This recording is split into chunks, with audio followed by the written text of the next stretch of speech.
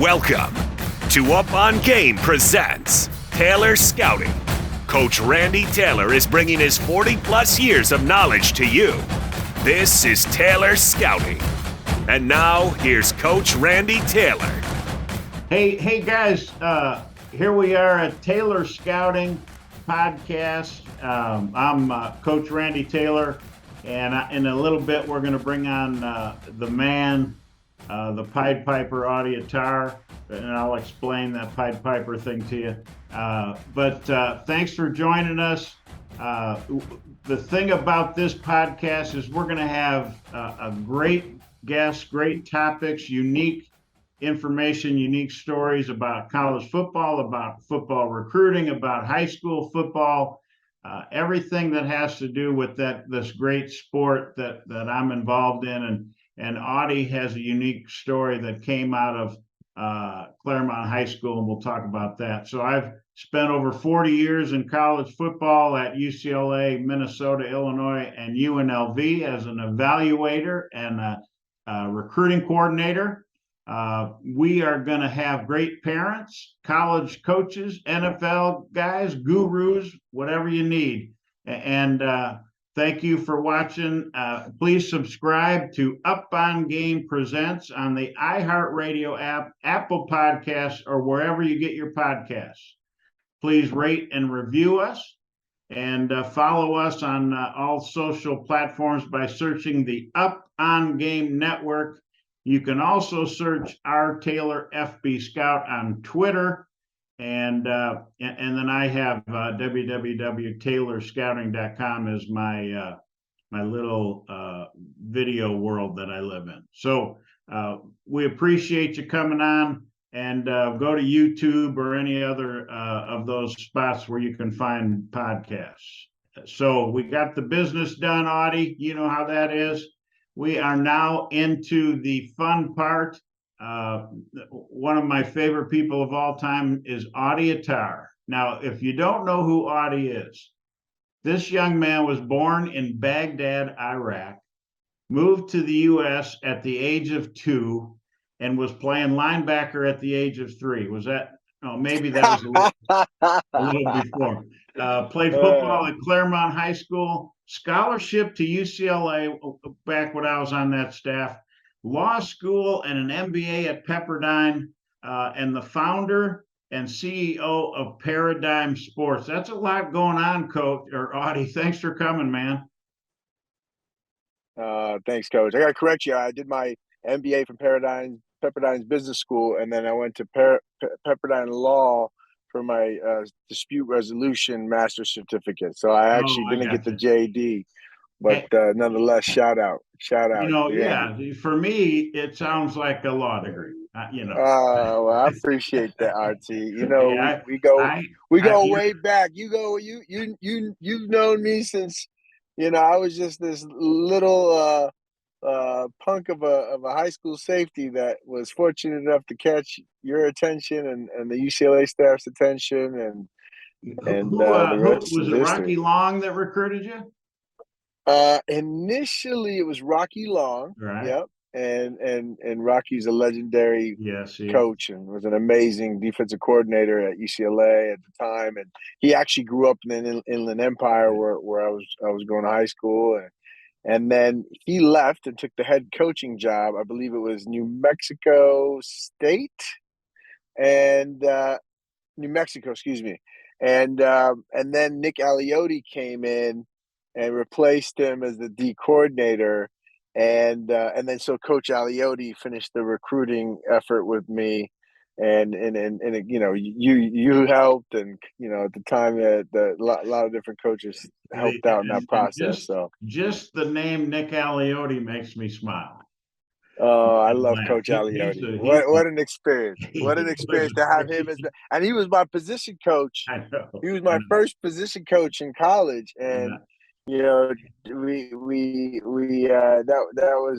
was a fun year, and he went on to do great things at Oregon as well. And I'm proud of him. I get to see him time on the Pac-12 network now. So we still keep in touch and tease each other all the time. So Audie, I know I was lucky enough to meet you when we were recruiting you You came in the 1998 recruiting class. And the only thing interesting about that class, other than Audie Attar, was it was the #1 ranked recruiting class in America. That's right. That's right. That's right. I think it was us one and Michigan two, but I think they tried to argue or something like that. Yeah, I I remember that. wish I have a mug that has all the players on that that we got as kind of a gift that we gave to our coaching staff. But the thing I know about Audie and as the recruiting coordinator at UCLA at the time was Audie, I called the Pied Piper. And recruiting is about relationships. And what I felt Audie did, and you tell me about this in a little bit, recruiting is about relationships. And it seems to me, Audie, you tell me if I'm wrong, you built and helped the other guys build this relationship of this great group of players to all come to UCLA together. How did you sort all that out? Well, first of all, I appreciate it because I think it was you that when that all went down that gave me that recognition, and that kind of then caught on, and even some media back then. Back then we were just the printing press still era, right? So newspapers were printing about it, magazines were printing about it. But it really was down to me believing in the program and me being a good teammate. I think recruiting, to your point, it is relationships, but it's trust and confidence. And I think at that point in time, I had built some relationships with some of the top recruits in the country because we were taking recruiting trips to other schools together. We had known each other because we were part of some All-American classes, at the same time, and we were all fans of the sport. So we would watch other ballers in our class, and just pay respect, and through the interaction of the recruiting process, you build a bond.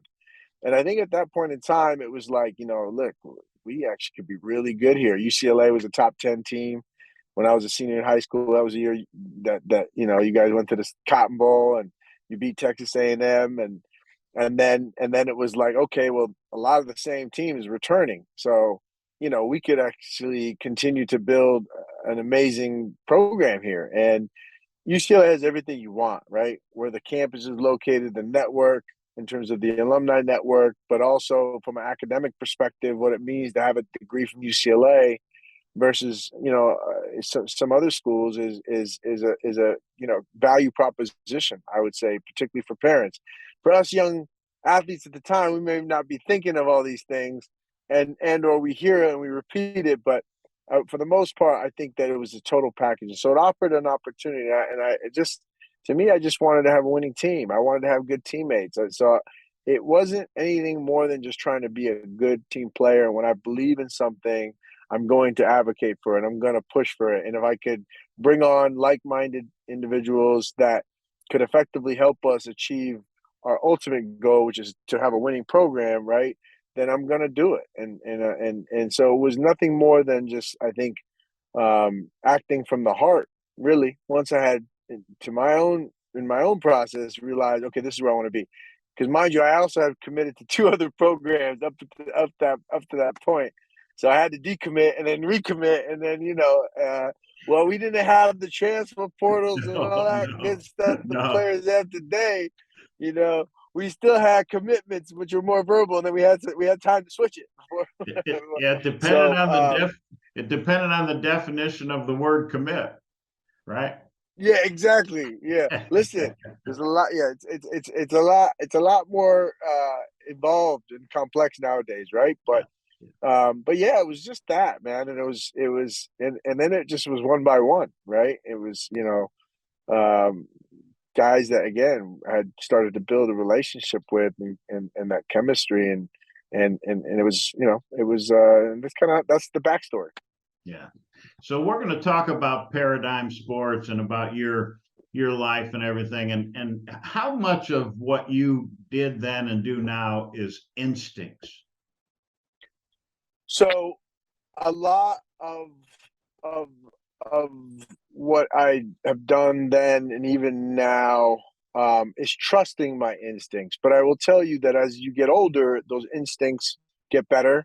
but you also are, you kind of you marry those instincts with quantitative and qualitative assessment and analysis and skills that you pick up along the way through your work experience, through your academic studies. And I think that that's really important. And so, I always talk about kind of the grit and everything that I've had that really helped me get to where I am today, plus my instincts. But I'm at a phase now where what got me here won't get me to that next level. And so I have to refine that and evolve it, if you will, right? So instincts is always a big part of it, but you also have to kind of combine that with some other skills that you have to develop. And anybody could develop them. And even at a certain level, no matter what level you graduate to, you got to kind of constantly evolve your approach and even evolve yourself to some extent, right? And so I've just always subscribed to that process, and I still do to this day. And the game of business is almost like the game of football, right? And the game keeps going. It doesn't wait for anybody. You play 4 quarters till the whistle's blown, right? And so as long as I'm playing this game, I'm not always going to have, perfect plays and a win at the end of the game. I'm going to have to suffer some losses and get back to the drum board, watch the tape, reevaluate, practice and drill, and then get out there and execute the next game. So you're actually improving from that previous game tape, right? So it's the same philosophy I apply into my own professional practice. Is some of the same theories that we learn in the sport we love. Is there, the word culture wasn't really used and talked about back in our day and in your day, but it's a huge thing now. And so that brothership, that culture is, how did that go? I mean, I know Saya Makakawafaki still works with you, and you have relationships with a lot of these guys, right, that played with you and built that brothership. And there was that culture that you kind of touched and had different words for it. But talk about that culture that before and today in this world. Culture is important, before, it's really what created that the bond in the locker room. It's what created that recruiting class. It was the desire to want to be shoulder to shoulder and be in the trenches with the guy right next to you, you know what I mean, and do whatever you got to do for each other, and constantly striving and working towards those same goals, so your interests are always aligned. In the business world, is the same thing, and I'll tell you, like, that's been something that I've constantly learned from. And I've made a lot of mistakes, and even realize there's some things that are appropriate in some cultures and some things are appropriate in other cultures. And even in today's world, sometimes, I come from that locker room culture and that football culture. Sometimes it's that go, go, go, go. Okay, that's good, but not good enough. You got to do this, this, and that. And, I'm used to that type of dialogue. And so you talk to me that way, it motivates me. But if I talk to someone else that way, it may demoralize them. And so that's the one thing as a professional you have to realize, is that, not all cultures are created equal first and foremost, but not all cultures are the same. And cultures also have to evolve, right? So you just got to learn from all those experiences and try to apply them kind of similarly to making the mistakes in the game. If you lose it, okay, pick yourself back up, dust it off, watch the tape, apply it to your practice, and the next game you're going to have a better game tape. Culture is the same way. It's so important. It's not a one-size-fits-all answer. It's not the same in every circumstance and or dynamic. So it's something that you have to focus on, and it has to be authentic. You have to really care about your people. Not just the end result. You got to care about your people, but you also got to keep focus on the end result. And that's a hard balance to walk, right? Because then sometimes those two things don't always agree, and you're going to have to be making some difficult decisions. But how do you do them staying true to who you are in terms of what you're trying to build from a culture perspective, right? So I think it's one of the things I'm actually fascinated with as a entrepreneur and as an operator. And I haven't figured it out. And I'm still facing challenges today that I never expected to be facing ever, right? But as a leader, I start to look at these things. I'm like, okay, where did I go wrong? How are they right? I used to think more defensively, right?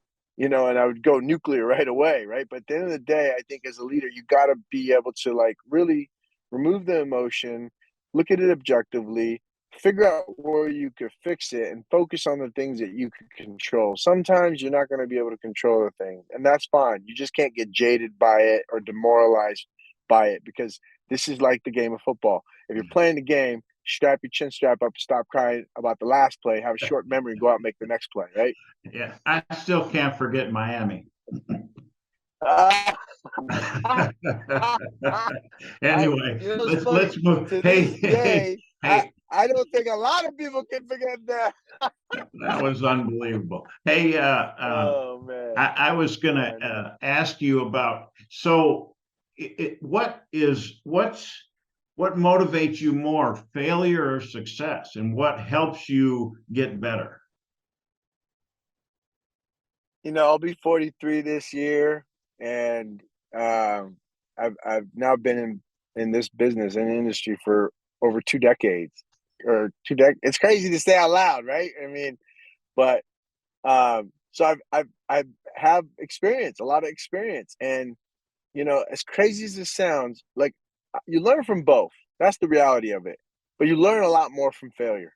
You absolutely do, and it's not fun. And it's never fun to get your ass kicked. And it's never fun to go through that humiliation of failure. But honestly, you'll see what you're made of, right? Because the true greats have failed over and over and over and over again, and nothing stops them. Right. Right. So at the end of the day, it's like, do I like to learn from my wins? Yes. Is it more comfortable? Absolutely. But do you truly get all the lessons that you probably can get? I would argue that you may miss a few, right? Because at the end of the day, the good times are rolling. But when you fail, man, it's like the world is crashing and everybody's looking at you. And it's like when you walk outside, the way I actually am wired, I'm like, everybody knows. Now I really got to work. It's like I put that extra pressure on myself to, like, step up, but it's not for everybody. And that's how a lot of life, again, I'm going to give you a lot of footballisms and analogies, but it's a war of attrition. It is a war of attrition. Who's more conditioned, more disciplined, and making the least mistakes in the fourth quarter, right? It's the same thing. It's the same theory, right? So at the end of the day, when you compete at the highest level, you got to strap it up every play, no matter I if it's a love game or practice. The quote or the line you just said is after a failure, you really got to get going. You really got to strap it up. Paraphrasing, but that to me is that what you epitomize, or that's what I think of when I think of you. Hey, so Audie, now we're talking about recruiting here. This is a recruiting show. And so what are the similarities in recruiting in college football and what you are doing, signing athletes, and what Paradigm Sports, and I'll let you talk about Paradigm Sports here in a little bit, but what has how do they compare? Sure. I mean, look, when a school is recruiting an athlete, it's, there's schools that are more reputable in this respective sport than others, right? So they're coming in with a brand name, and those coaches, maybe they've been there for a long time, but in my experience, there's a lot of turnover, right? And sometimes it's not within your own college experience. It may be a few classes removed, or even a decade removed, if it's someone that's been very fortunate to have that level of success coaching college football, or football specifically, if we're going to use that as an example. So when you're and you're a top rated recruit, I mean, I went through it, All American, every school wants you. I remember when I had Florida, I was the first California guy that Florida started recruiting, but I was a safety out of high school, and they wanted to move me to linebacker, which at the time I wasn't trying to hear, which ended up happening anyway. Well, that's what you were. We just didn't tell you. Yeah, exactly. I know. You guys lured me in. So and by the way, though, if I would have, and then the irony of it, Phil Snow coaching me, who had great success with Archuleta, which is there was the right move. But at the time as a kid, I got everybody recruiting me. So what am I doing?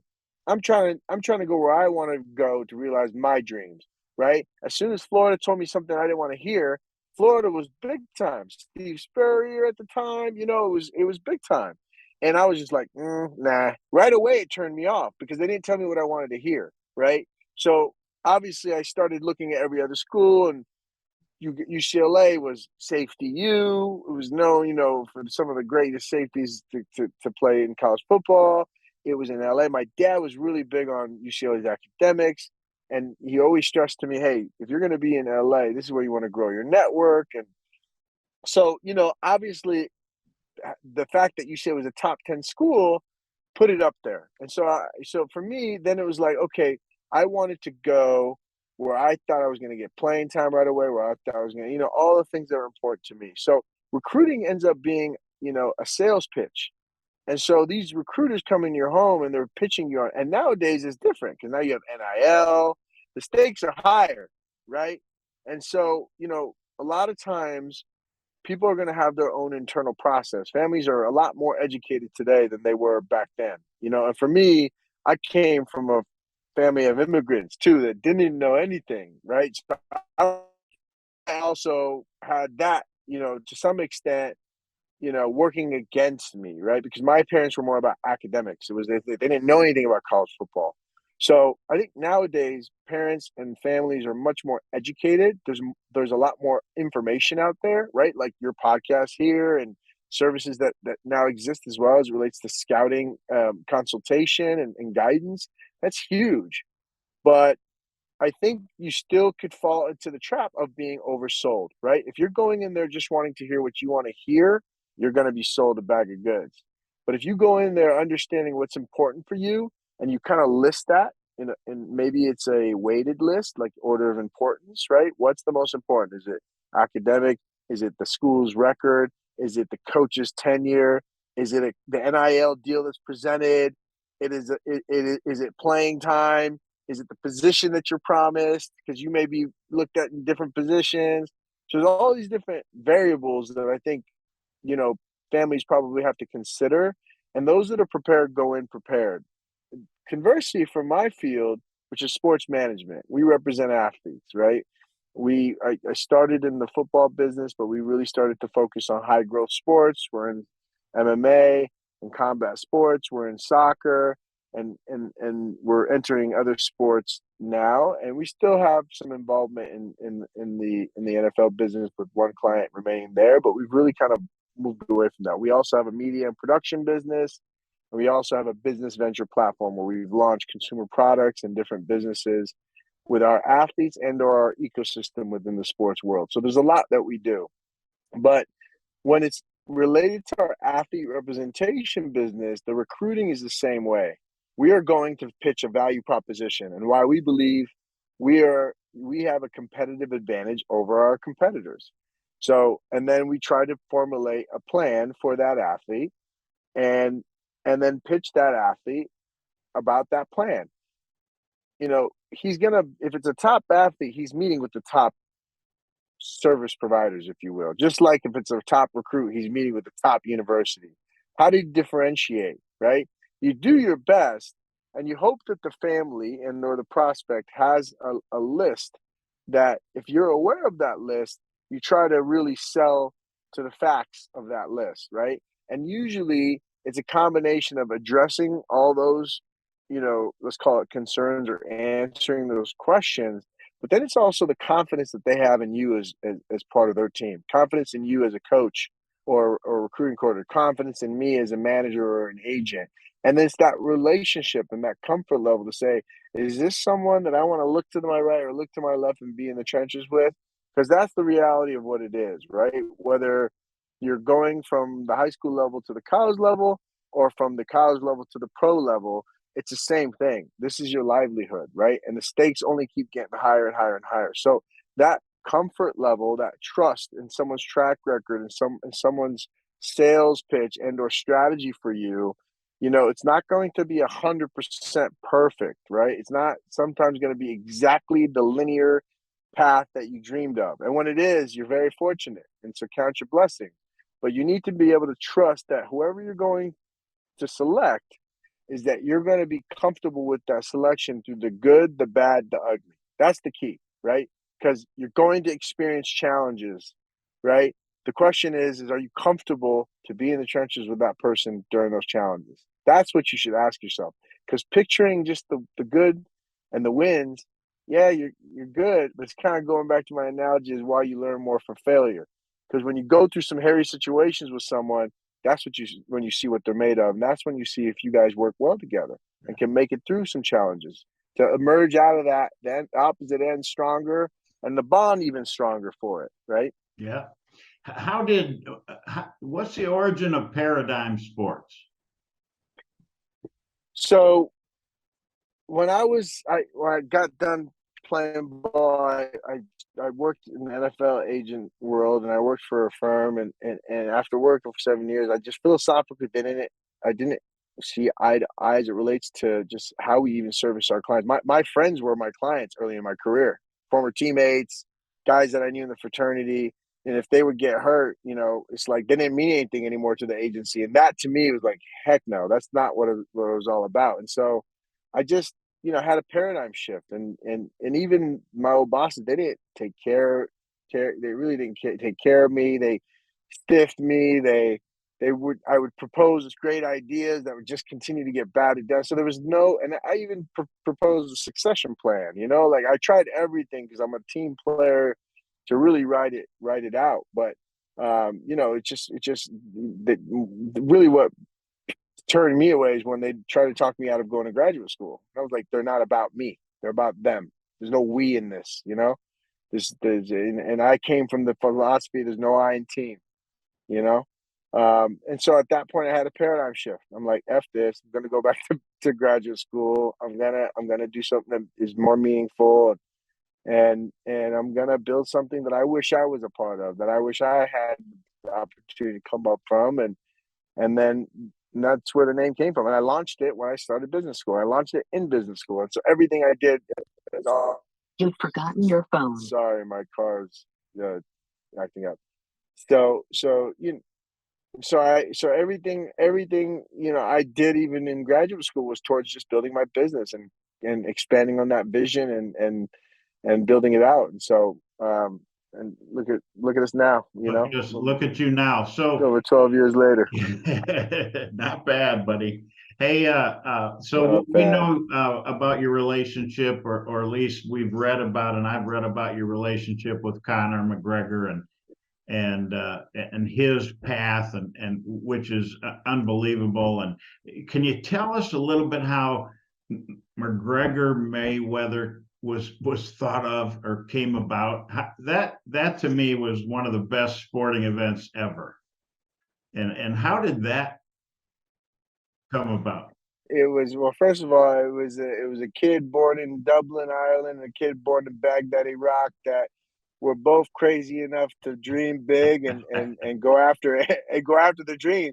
And that's really how it first started. But I would say that, Connor's like, I'm gonna fight him one day. I'm like, I'm gonna make it happen. And so like it's just, we play off each other's ambition and dreams and really gumption, right? We have no fear of going after and pursuing our dreams. But more importantly, we also at least have the intelligence, and he's a once in a generation athlete, and that's the one thing that we knew early on. And it took a while for others to catch on, but I think eventually they did. And so that fight, even Floyd himself probably at once laughed it off, but once he started seeing the engagement of the banter between the two on social media, he also then realized, oh shit, this is like not only real, but it's massive, right? And so, yeah, I mean, in summary, it was that. It was credit to the UFC for seeing that opportunity and being a great partner with us as well. And things like that are never easy, and there's a lot that goes on behind closed doors and behind the scenes. But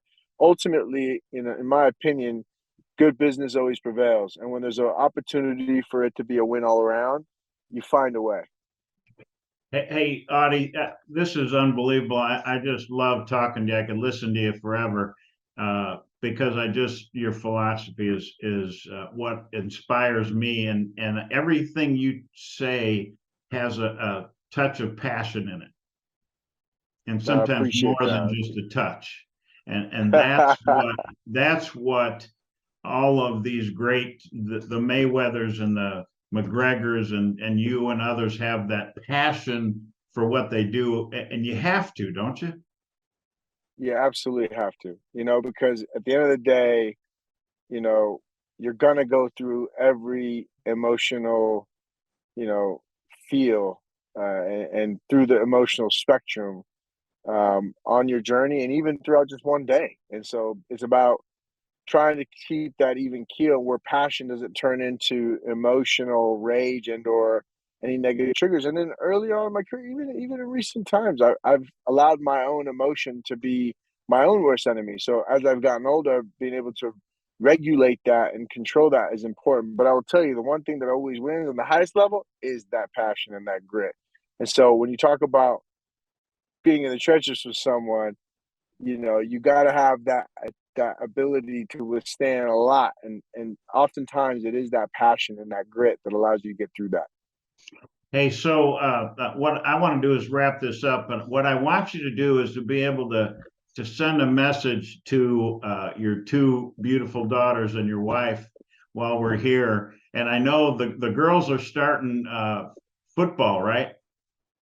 Oh man, it's funny how the universe works, right? I mean, and it's like God's blessing me without me even having to try. I've been trying to push them in every sport, from tennis, golf, soccer, and then both my daughters fell in love with flag football without me even having to ask them to try out. And so it's been fun to see, man, and I'm excited for all young ladies now that flag football here in the state of California. It'll be a CIF sport, which is our high school varsity athletic system, if you will. And so it's been so much fun. They've been playing the Matt Leinart Flag Football League, Friday Night Lights, and Yeah. it started with my 10-year-old, and now my 7-year-old is playing, and I'm coaching her team. We're 3-0 right now, so it's fun, man. It's just a lot of fun to see them just develop and be so passionate about sports and football, of all sports. So it's been fun. It's been a lot Is of fun. Christy? Is she a football coach's wife? How does she go into all this? So, well, that's funny. Before me, she didn't care about sports at all. I mean, she played high school sports, but I think she did that just to get into college. And but her dad is he's become my buddy. I got to take him to the Super Bowl last year. He's a lifelong Rams fan, so I took him to the Super Bowl. And then to have his other two sons, they don't like football, so like to have me to watch football with, that's been a blessing for him. And then now his two granddaughters love it, which is even, he gets to go to games on Friday night.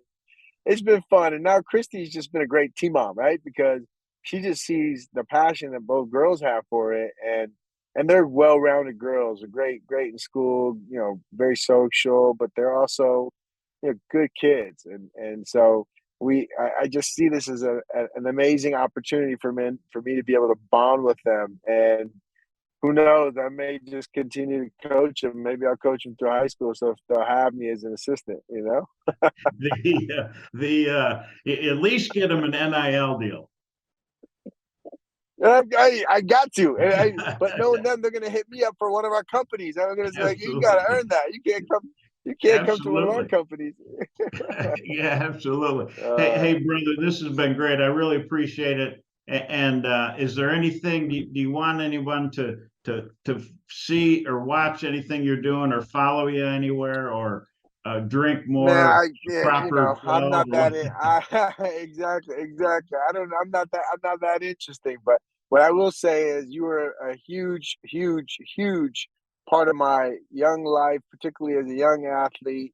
You were one of the main reasons why I signed with UCLA. I trusted everything that you always presented things to me and my family in an honest way. And I know we were joking about the playing time, but that wasn't true. I mean, you guys were really always honest, and and the class act. And honestly, I thank you, Randy. And I've always had love for you and your family, and will always have love for you and your family. So any young athlete and their families that get to work with you, they're very lucky.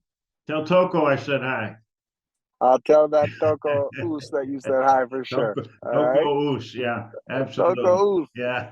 All right, brother. Hey, brother, thanks. RT. Love you, man. Love you too, brother. Thank you. All right.